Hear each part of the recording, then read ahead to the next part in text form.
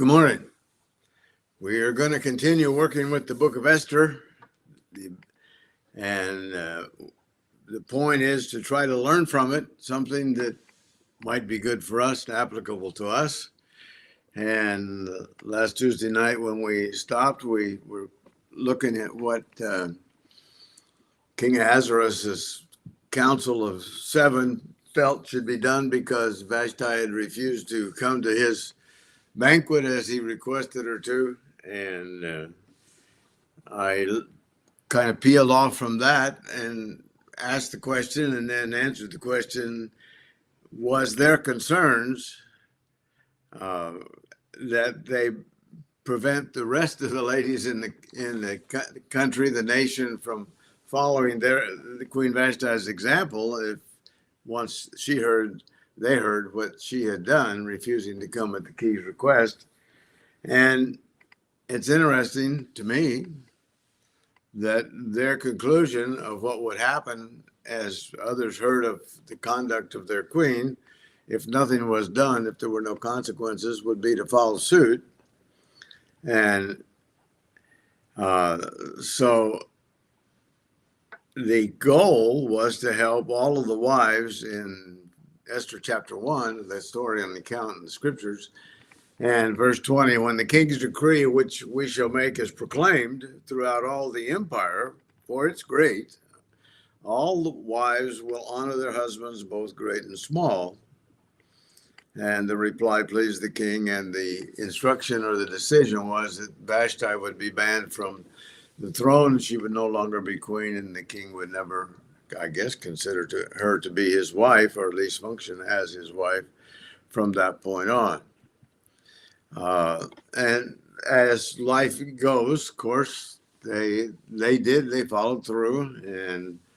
And in chapter 2, we start out with the phrase, after these things, the wrath of the king Ahasuerus subsided. Lo and behold, people get upset, they get all worked up about things, and then pretty soon things subside, and they maybe begins to forget or to miss some of the things that they enjoyed about, in this case, the relationship that King Ahasuerus had with his queen, Vashti, at that time. And so he apparently expressed to some of the people that worked in his cabinet, and so they came up with the idea that they gathered together all the beautiful young virgins and let the king appoint officers in the province of his kingdom, that they may gather all of these beautiful young virgins to Shushan, the citadel, into the women's quarters under the custody of a man by the name of Haggai. And he was the king's eunuch, a custodian of the women. And that these women, after they be selected, that they beauty preparations be given to them. And then let the young women who pleases the king be queen instead of Vashti. And the king thought that was a good idea. The next thought is the thing pleased the king, and he did so. And so it's interesting to me that I don't know what the romantic relationship is in a marriage, if you want to look at it that way, and I think you should, that begins that way. I don't know how intimate, how mutual the relationship is, whether it ever really becomes a loving relationship. I would assume that it does, assuming that they both treat each other in a loving way. But it's not the way in the United States of America, at least at this time, that we normally consummate marriages or come to agree to marry or something.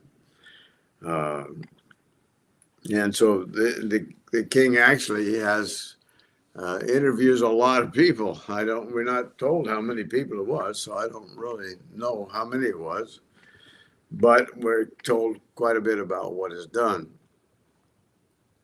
And so that's the plan. We're going to gather together all the beautiful women that we can, bring them to the citadel. We're going to put them in charge of eunuch who will take care of them and to some degree provide for their purification, their beautification, and I would assume some training as to how to function in the king's court would take place at that time.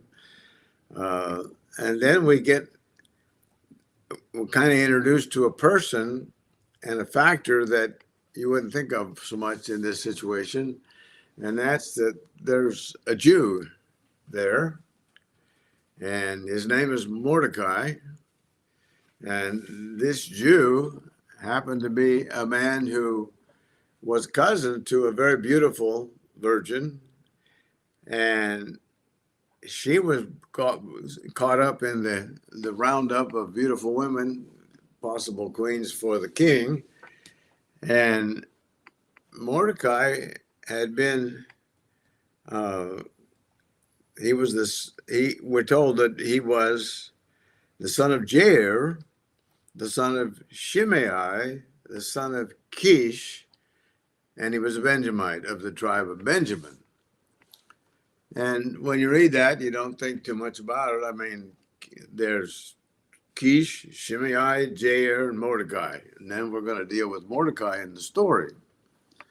But then in the next verse, the 6th verse of Esther chapter 2, why there's another observation that Kish had been carried away from Jerusalem with the captives who had been captured with Jeconiah, the king of Judah, whom Nebuchadnezzar, the king of Babylon, had carried away.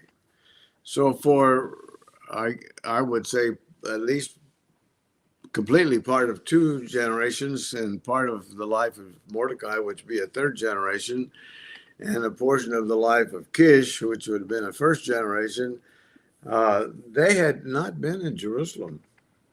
They were Jews. They were taught the Mosaic Law by parents and others that were in the process of teaching people what they should or shouldn't do and how they should walk and what would please God and what wouldn't. But there's roughly 3 generations since they've been in Jerusalem. And so it's when you get to going back and thinking about it, you think, okay, you go back to Babylon and Nebuchadnezzar taking Jeconiah, the king of Judah, back, you're going back a long ways, quite a ways. And if you look at it as one of the things that I find I'm doing more and more is Googling things, but I had the question in my thinking is, how long would you consider a generation normally, or is it generally considered, how many years did it take for a generation to be counted as a generation back in those times in biblical history? And when you Google it, well, you get 35 years. So if you got 35 years and 3 generations, that's 105 years. Goes back to the time that Israel, the nation Israel, as it was divided, Israel and Judah, the Israel portion of it went into captivity first, and then Judah followed, and the temple is destroyed, and all kinds of things go south, wrong, bad, and so it's a good deal of time has passed, and now we're going to deal with this group of Jews living in captivity under the leadership, the authority of King Ahasuerus, but yet they're still true, to some degree, some of them anyway, to the God of Abraham, Isaac, and Jacob. They were raised under the Mosaic Law, and it's interesting when we look at Esther, that's what we're going to do now, as she's been selected and included in this group of people that are potential queens. We're going to look at Esther, and and Esther really, if you look at it as you go on, and we think about it in the way we would think about things in modern times. I don't know how old she was when both of her parents died. The text tells us they both died. And I don't know how old she was when she was raised by uh, her cousin, as it would be, I guess. The account says that Mordecai had brought up Hadassah, that is Esther, his uncle's daughter. So she was his uncle's daughter, and she had neither father or mother. So she was an orphan. And most normally, when we think about people that have lost their parents, whether it's, I mean, we have right now in the Middle East, in other areas where war is going on, we have thousands of people that lose their parents. Some of them lose their parents that are after they're grown and they have their own families, but a lot of children are orphans. A lot of children see very serious and cruel things happen in their lives. And it doesn't usually make for an easy transition into adulthood for children. It creates insecurities and feelings of being unworthy or not valued, and so you think this is going to be kind of a troubled person. I don't know. I don't have a lot of insight other than what we have in this account of Esther's personality, but I think there's some indicators. And I think Esther turned out to be a pretty well balanced person. And she handled the transition from being a captive in a foreign land 3 generations back to being the queen in the land. And she handles it pretty well.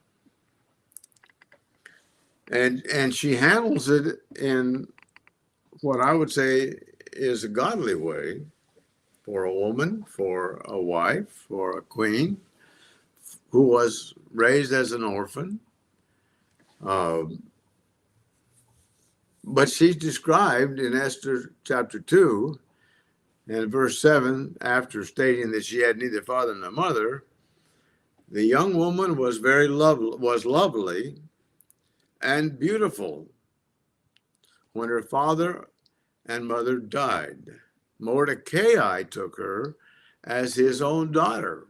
So her cousin took her and raised her as his own daughter. I'd like to know how old she was, but I don't really know, and I don't think there's any way to find out. And so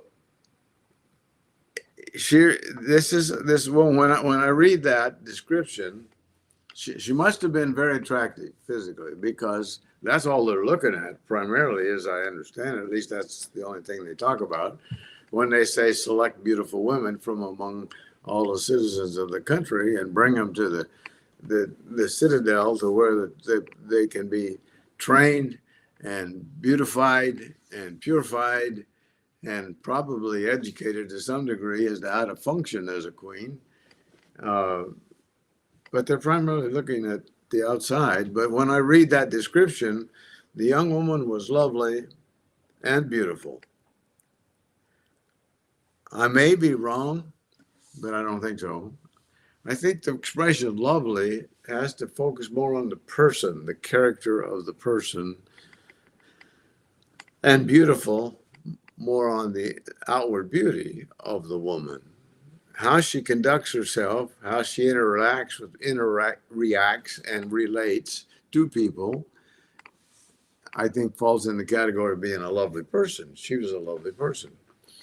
My wife and I had not a very exciting experience last night, but we waited for about 4 or 5 hours for AAA to send out a wrecker to pick up a car that I was riding, my wife was riding in, actually the day before, that quit running. And we sat there, we were told the time, wrecker be there in an hour. A little bit later, we get another prediction for another period of time, and then another, and a lot of calls, and nothing's happening. And finally, we're told that they're sending the one wrecker, but the town they're sending it from is actually an hour roughly from where we were sitting, and they'd just been told to come. So, and we'd already been waiting 3 hours, 4 hours. Anyway, when they got there, that's what I was going to talk about. Uh, my wife's first language is Spanish, and my first language is English, and Spanish is not really even a good second language for me. But the driver jumped out of the tow truck, and a young woman that was with him jumped out on the other side, and when she jumped out, I suspected that she might speak Spanish, and my wife was talking to her, and she asked my wife in Spanish, "Do you speak Spanish?" And my wife immediately responded, "Yes, I speak." And instantly, it was nonstop, rapid communication, happy to meet each other, all in Spanish. But if I were to look at that woman, I would say that she was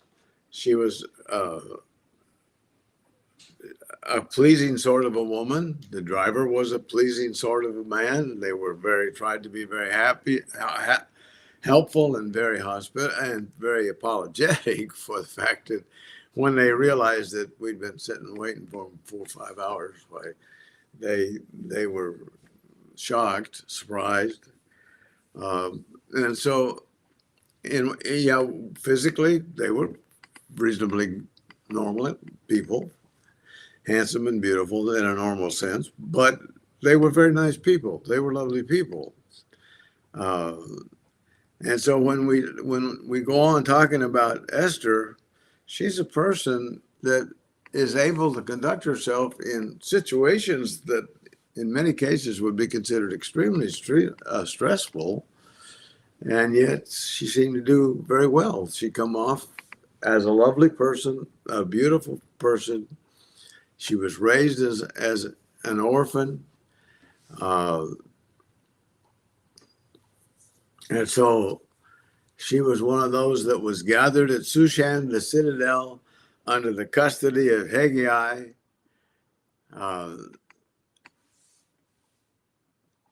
And Haggai was in charge, apparently, of all of the women.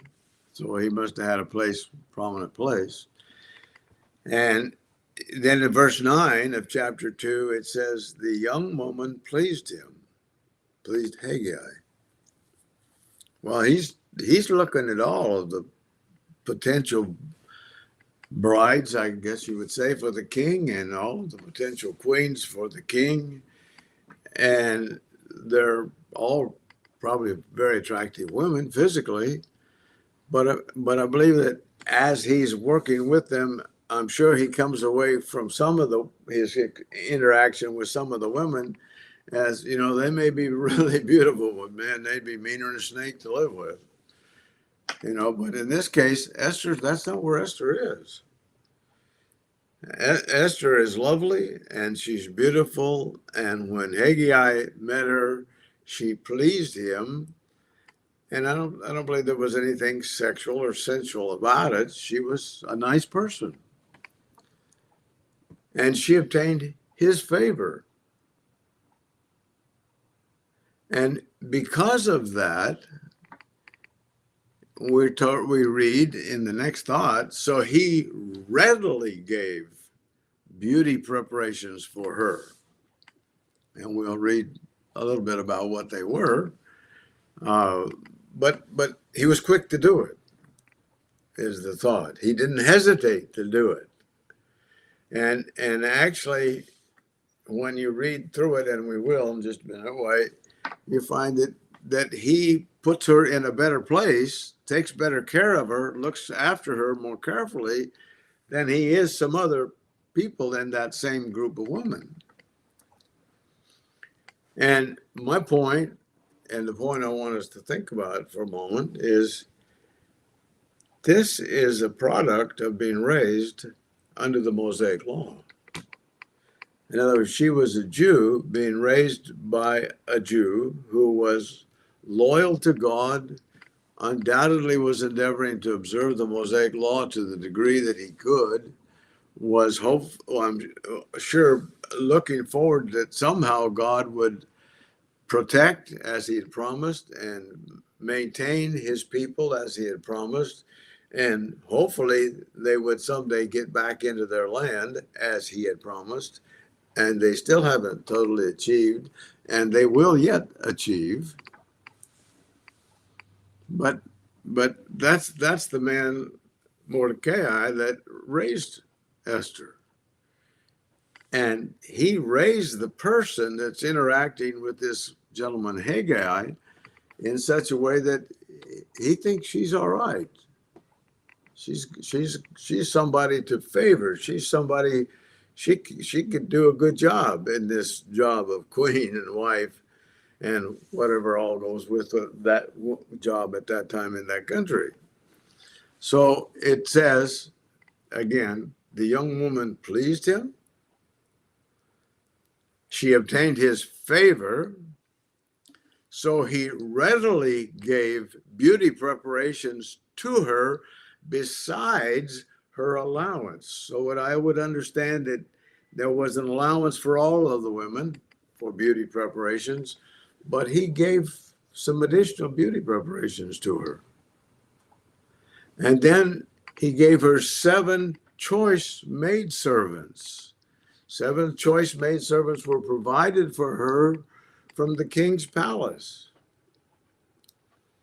So again, there was apparently a fleet of maids that were to be at the service of these women who were preparing to audition, you might say, before the king for the job of queen and wife.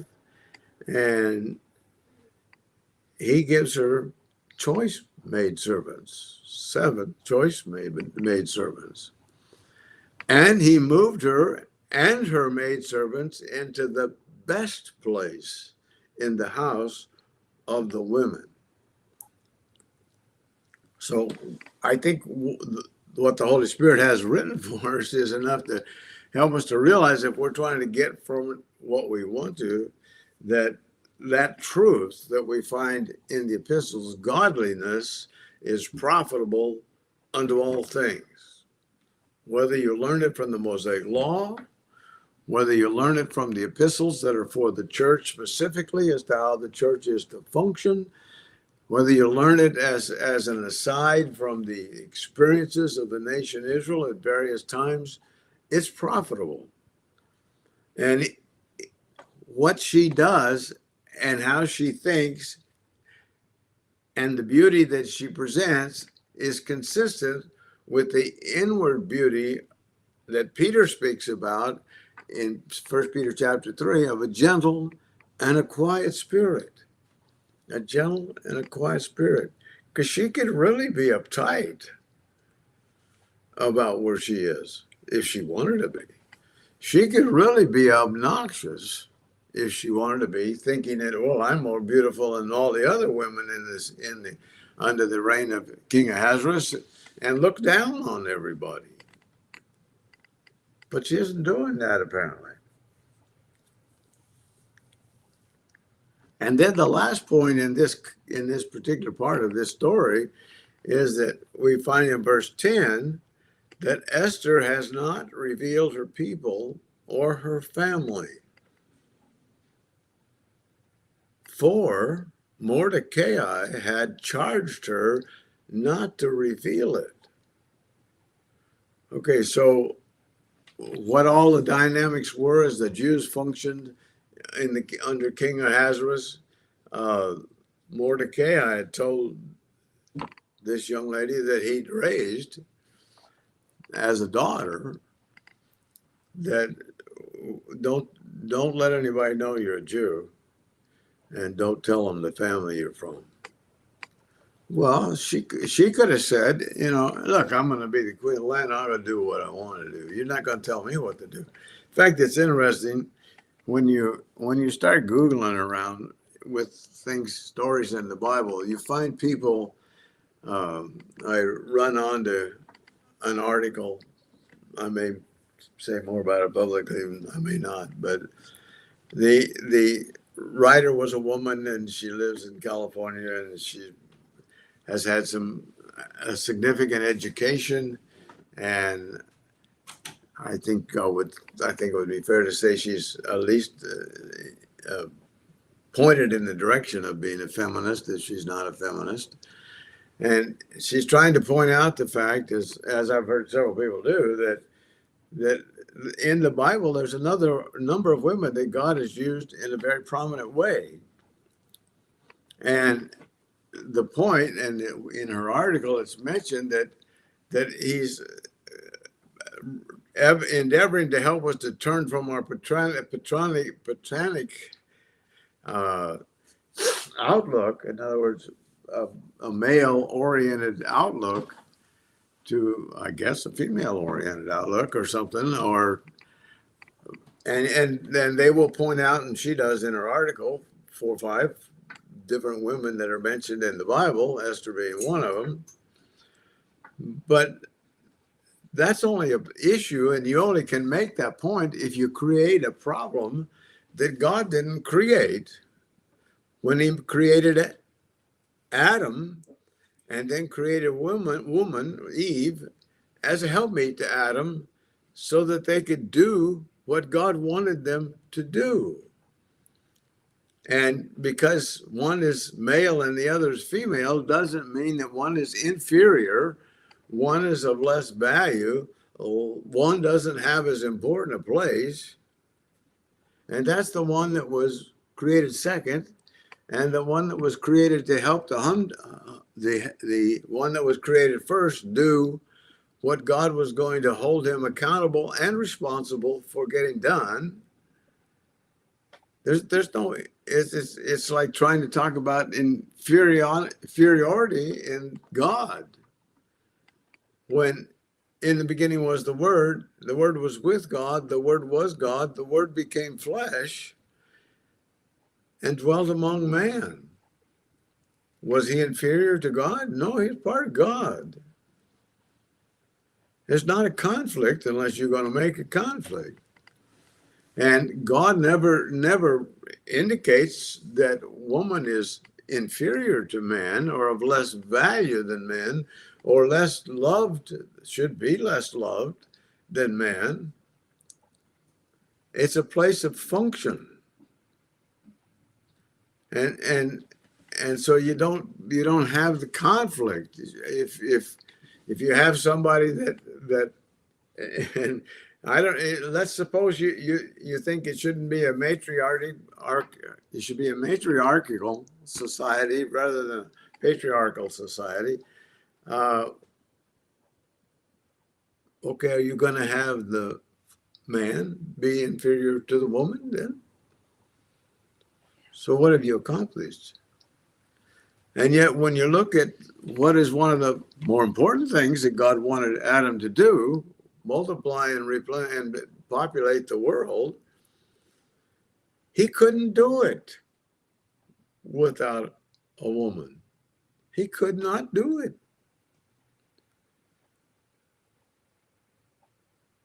But that doesn't change the order of responsibility and accountability under God in the way that he created, so that a woman has a desire for a man, a normal woman, a normal healthy woman in her life, and a man has a desire for a woman. And as Adam said early in the book of Genesis, therefore shall a man leave his father and mother, cleave to his wife, and they shall become one flesh. And the result is that man is able to bring children into the world through his wife. Is one of them more important or less important? No, you can't do it without both. And so if culture or society or something decides that one is inferior, the other is superior, so we've got to change the course of things and it'll be better, it won't be. It won't be better. And you may change the outlook of some people, but it doesn't change the facts. So here's Esther, old enough to be the queen, and she's still abiding by something that her cousin had told her: don't disclose your nationality and your family. Mordecai had charged her not to reveal it, and she did not. She obeyed. And that says a lot about her respect for God, his order, his rule, and the wisdom that she felt that Mordecai had. She submitted to it. And then the account goes on to say that every day Mordecai paced in front of the court of the women's quarters to learn of Esther's welfare and what was happening to her. In other words, he was concerned for her. He loved her. He cared for her as a daughter, as a father would for a daughter. And he wants to see things go well, and he probably knows very well that things could go bad in a situation like that. So after they've spent the time getting together, and when you look at it, it wasn't something that happened in 30 days, prepare them to be with the king. Each woman's turn came to go into King Ahasuerus after, it says, she had completed 12 months of preparation, a whole year. And she's put in a women's quarters where she's looked after by eunuchs who provide what they need and what the king wants them to have to prepare them to spend some time with, actually to spend one night with him in anticipation of maybe being queen. 12 months preparation according to the regulations for the women. And thus were the days of preparation apportioned. 6 months with oil of myrrh. I don't know whether they put a big tub full of it and floated in it, or whether they massaged it into their skin. I don't know what the whole performance was, but 6 months with oil of myrrh. And then 6 months with perfumes and preparations for beautifying women. I don't know what they were, but it was whatever the king had decided, and the council of whoever he considered, that this is what would make a woman more desirable, healthier, a better queen. Thus, each woman was prepared and went to the king, and she was given whatever she desired to take with her from the women's quarters to the king's palace. So all of what she was taught, all of what she was provided with in the way of perfumes and beautification, and if she had anything, maybe they would want to take certain foods. Maybe, I don't know. They had one night with the king, and that was it.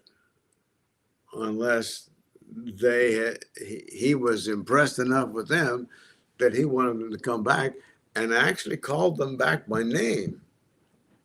They wouldn't go back. That was the end of it. But it's interesting that she could take anything from the women's quarters she wanted to. And the schedule was in the evening she went, and in the morning she returned to the second house of the women. She never went back to the same place. She was no longer under the control of the same eunuch. And she went into the custody of another eunuch called Shashgaz, the king's eunuch who kept the concubines. And she would not, this is the statement, that she would not go into the king again unless the king delighted in her and called her by name. So it was a one-shot deal. I mean, you spend a whole year preparing for this evening, and you spend the evening with the king, and then you go back where the concubines are kept under the care of another eunuch. And if the king wasn't impressed enough that he calls you back by name, you're done with that endeavor. And then verse 15 of chapter 2 tells us that when the turn came for Esther, the daughter of Abihail, the uncle of Mordecai, who had taken her as his daughter to go into the king, she requested nothing but what Haggai, the king's eunuch, the custodian of the women, advised. Now remember that Haggai, from the moment he saw her, was impressed. And he took extra care to make sure she had all the things he thought she needed, and got the choice servants to look after her and care for her. And I assume that meant helping her with whatever full way the treatments, the myrrh and all was applied, and the perfumes and preparations for beautifying women, what and where and how they were applied, and all of that was handled by her servants. But he uh, made sure that she got good care in the best place. And so when it came time for her to go in and spend her one shot with King Ahasuerus, uh, she took nothing but what Haggai, the king's eunuch, the custodian of the women, advised. And that was pretty smart, because he probably knew as much as anybody knew what would impress and what the king would enjoy. And so whatever coaching he would give her, whatever suggestions he would make as far as perfumes, whatever suggestions he would make as far as oils and things that they would take with them, he probably knew as much as anybody knew. And she was satisfied. That's fine. Did she know it was going to work? No, she didn't know it was going to work. Was she going to get called back again? She, like all the rest of them, didn't know. But there's an interesting kind of an end to this portion of the story. It says, Esther obtained favor in the sight of all who saw her. Esther obtained favor in the sight of all who saw her. She's a virgin. She's beautiful. She's lovely. She finds favor, obtained favor in the sight of all who saw her. And as far as being anxious about going and spending the evening, the night with King Ahasuerus, and taking, what should I take? Should I wear this? Should I wear that? This is what it was suggested by Haggai that she take. That's all. That's fine. I'll go with that. And that's what she did. And again, I credit that to the training that she got under the Mosaic Law. And you may say, I don't understand why you connect that to the Mosaic Law, because that was a tough law. I mean, that was a law that in Acts 15 we find that the Jews are trying to decide whether the Gentiles are going to take on the Mosaic Law, or whether they should apply the Mosaic Law to Gentiles who were being converted. And they said, neither we nor our fathers were able to bear this law. And that's true, because part of the purpose of the law was to teach the Jews that all that God tells us to do, we'll do, you can't do. And to teach us, as we observe in the Hebrew scriptures, their effort, that they couldn't do it. So that we will come to the place that we say, God, be merciful to us as sinners. We can't live a life that would be pleasing to you. Nobody can. Wouldn't make any difference whether they were Jews or Gentiles or who they were. Nobody can. It's impossible. So God was faithful and just to send Jesus Christ to this earth to suffer and die, so that God could be faithful and just and forgiving us our sins, because he paid the price. He paid for our sins. And what the Jews needed to learn, and what we have to do, is repent of our sins and ask God for mercy. That's what the gospel's all about. It isn't about 10 commandments that you have to keep. It isn't about 10 commandments and chapter after chapter after chapter of ordinances as to how to practically apply them in our lives. It's about allowing that whole system to cause us to say, we can't do it. And yet it's interesting, there's 4, 5, 6, 8 places where there's very strong statements to the effect that the law was all about judgment? No. Love. All about love. The whole point, the focus of the law was love, because God wanted his people, God wants all of his creation to come to the place that they recognize there's things that if I do them that please God, they're in my best interest. And so it's all about love. And so to the degree that Esther learned that fact from the Mosaic law, as it was expressed to her by Mordecai and by others in her life who would hopefully were preaching the law, prophets that were prophesying the law, then she turns out to be the person that she is. And if any husband or wife wants to know how they ought to be in order to please God, it's the kind of person Esther was. And so it's to me it all fits. She while you might say that the love that was presented and people could learn from the Mosaic law didn't change her physical conformation. Well, that's probably true to a point, but there's another point where that's not true. You know, in 1 Peter 3 that I mentioned a moment ago, I've often spoken from that passage and referred to the instruction given by Peter to believers in the Lord Jesus Christ today as a forgotten health and beauty secret.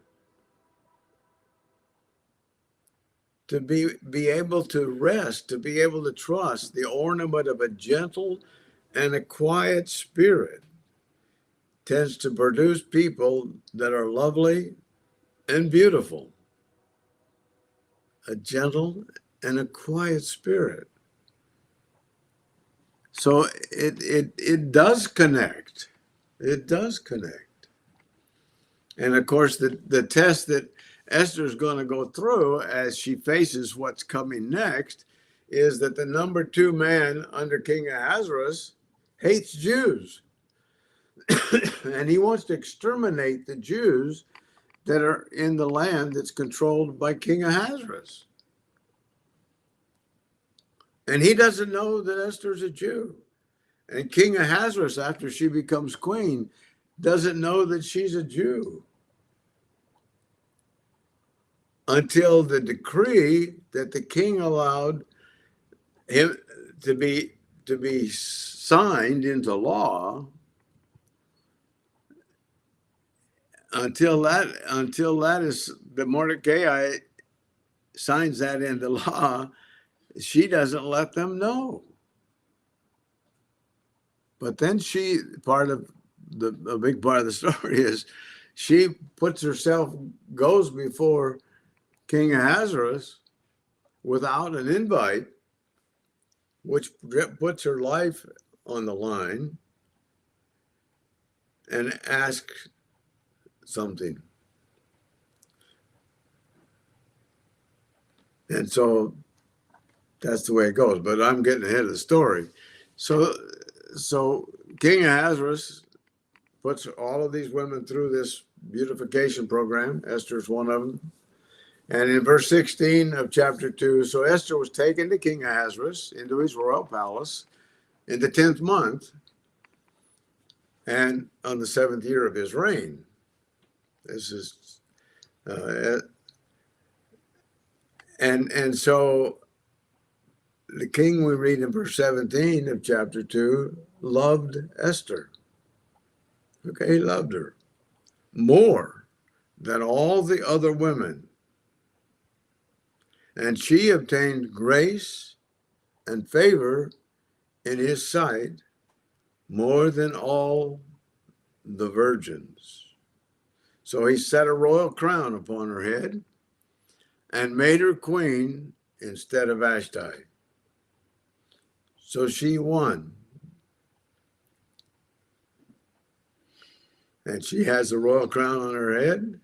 She's the queen. In verse 18 of chapter 2 tells us that the king made a great feast, the feast of Esther. So she not only was there a great feast, it was the feast that honored in her name for all the officials and the servants. And he proclaimed the holiday in the provinces, and he gave gifts according to the generosity of a king. And when the virgins were gathered together a second time, Mordecai sat within the king's gate, we read. And Esther had not revealed her people, just as Mordecai had charged her, for Esther obeyed the command of Mordecai as when she was brought up by him. Okay, so his influence is still important to her. Pleasing him is still important to her.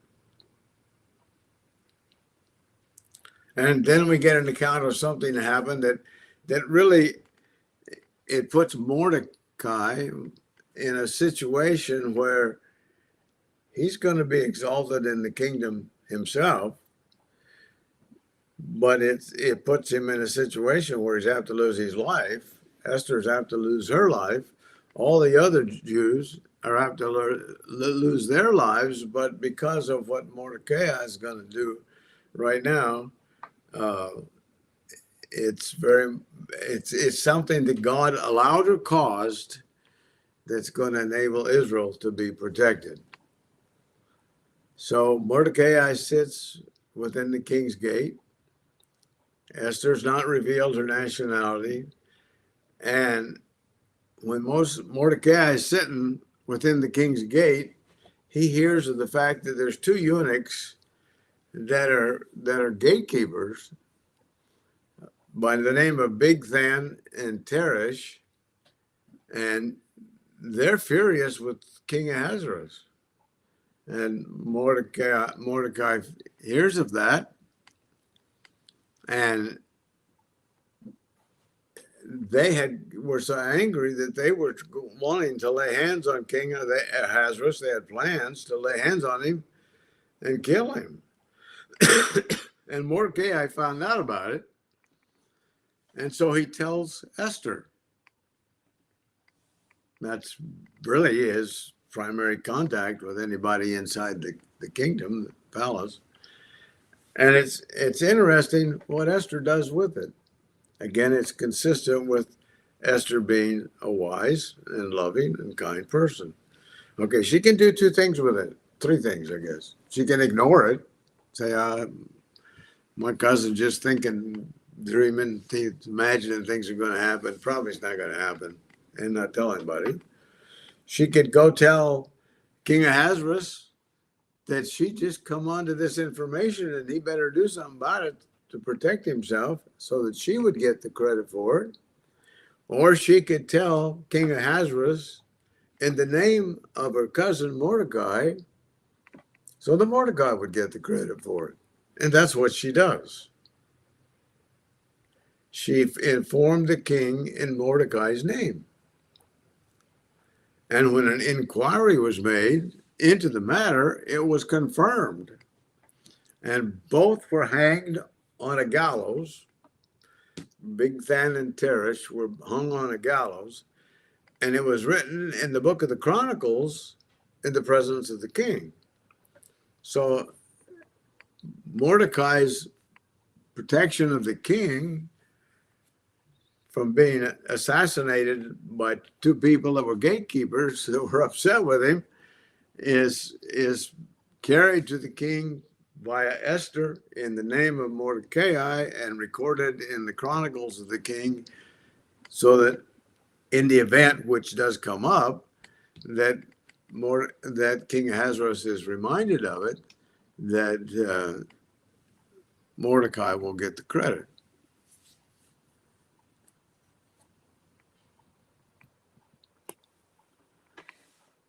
And then in chapter 3, as we're moving through the book of Esther, Haman comes on the scene.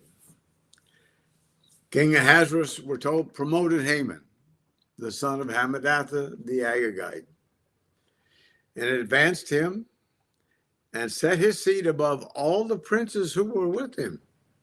So Haman it goes from whatever role he had prior to that in King Ahasuerus, you might say, kingdom and cabinet and advisors, and he's moved all the way to the top.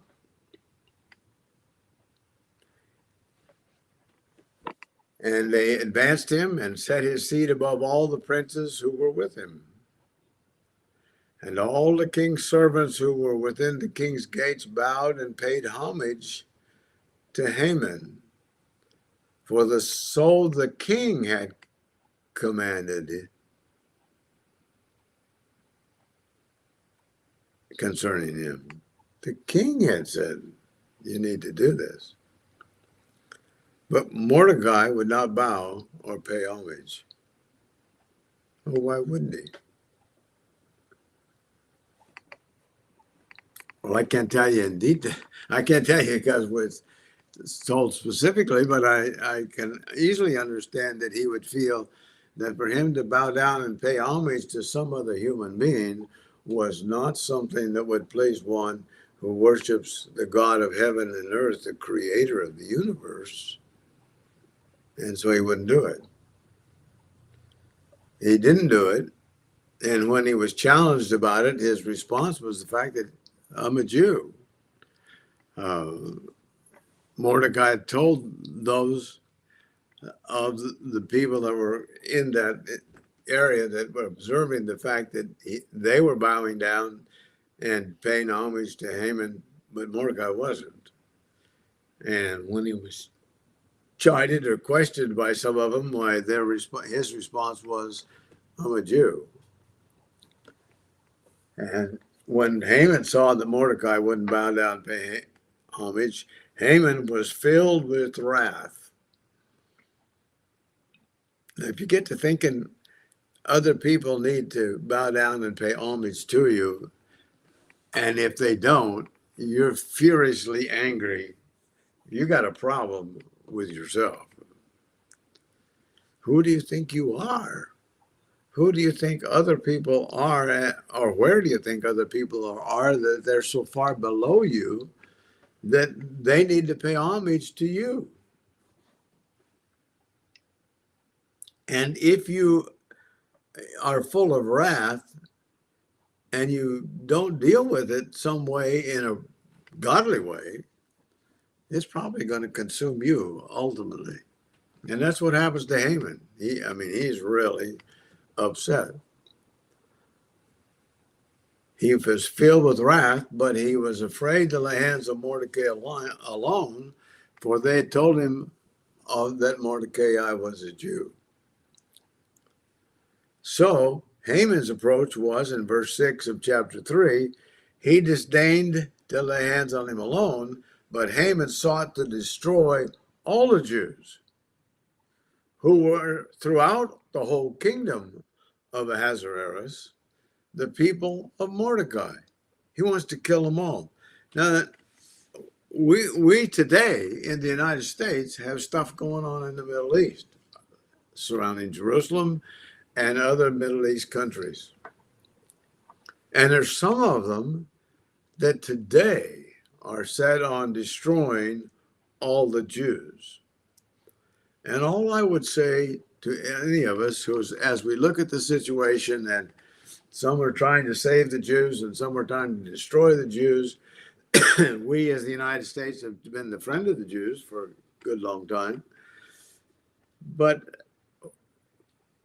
this has been going on ever since this time we're reading about in the book of Esther.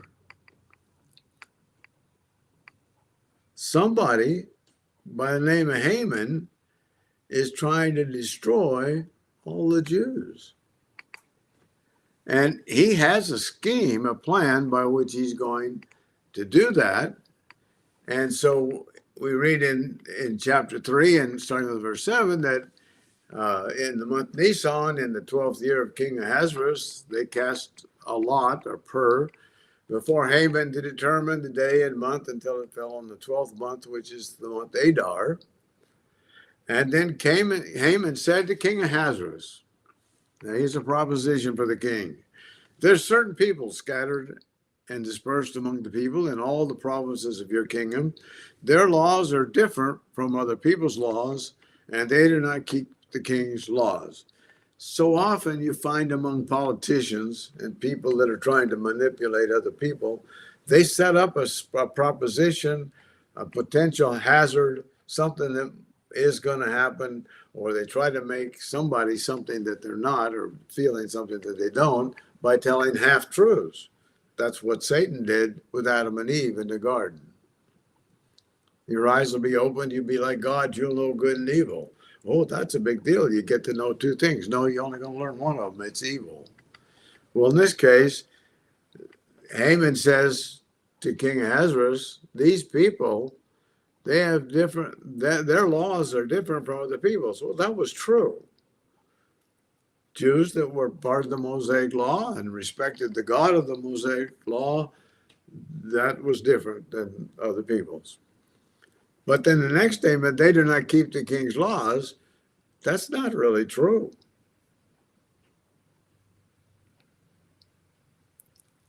Therefore, it is not fitting for the king, in light of this half-truth that I've told you, which is a lie, it's not fitting for the king to let them remain.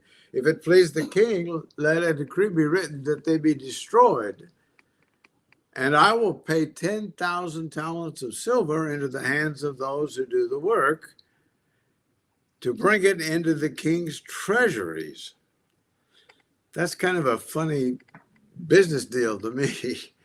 He wants the king to issue a decree, and Haman, is willing to pay $10,000, 10,000 talents of silver to the people that are doing the work, but it's supposed to go into the king's treasuries. So the king took his signet ring from his hand, gave it to Haman, the son of Hammedatha, the Agagite. And that's kind of interesting as to who that might be. The enemy of the Jews, no doubt about what that is.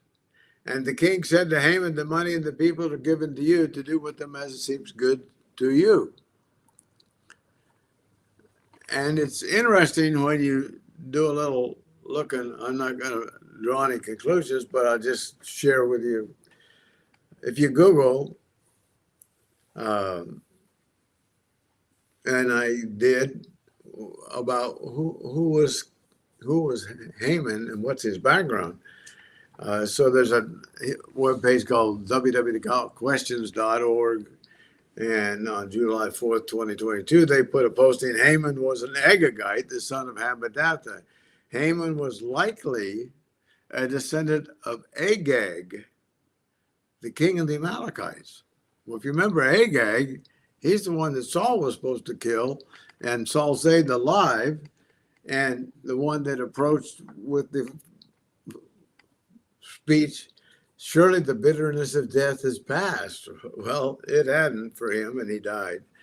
Wikipedia comes up with, are the Amalekites and the Agagites the same? And it states that a well-known mid-Shek explanation of the term relates it to King Agag of the Amalekites, whereby it is viewed as meaning either literally a descendant of Agag or a symbolic term for an anti-Semite, due to the Amalekites being the perennial enemy of the Israelites. So apparently he goes back to that country, and he's set on destroying all of the Jews. And Esther is a Jew, and Mordecai is a Jew. And what are they going to do? And sad to say, I just ran out of time.